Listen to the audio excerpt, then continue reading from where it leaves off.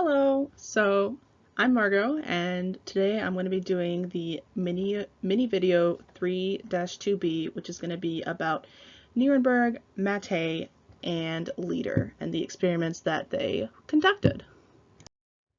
So first we're going to talk about Nuremberg and Mattei. And this is so important because they found that specific RNA sequences code for specific amino acids. So let's talk about how they did that. So first of all, they had to form a homopolymer, which just means that they took a bunch of the same nucleotide, in this case uracil, and made one long polymer with it. So this homopolymer was then combined with some radioactively labeled amino acids. Specifically, one of the 20 amino acids was radioactively labeled, the other 19 were unlabeled. So this was incubated, and then they let translation happen, or the building of the protein. Then the protein was filtered out, and they tested to see if the protein was radioactive.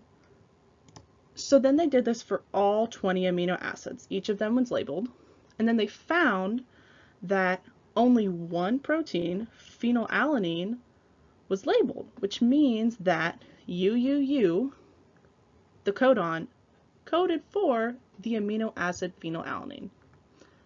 But now that they knew that specific codons coded for specific amino acids, well, they had to figure out which one did which.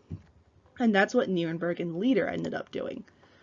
So they knew that there were 64 possible codons. So how did they figure out which one was which? So they made these very short synthetic mRNAs. They had only one codon, and they mixed this mRNA with tRNAs with labeled, once again, radioactively labeled amino acids, plus some ribosomes to make sure that the translation happened.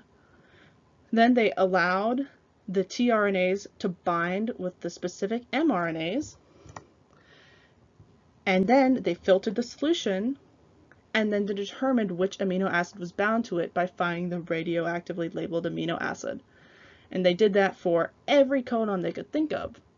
But they ended up only finding 61 codons. So what did this mean? It meant that the three remaining codons were stop codons. So they didn't code for a specific amino acid, but they did tell the ribosome that it was time to stop building that protein. And that's it. So thank you for listening, and here's the information.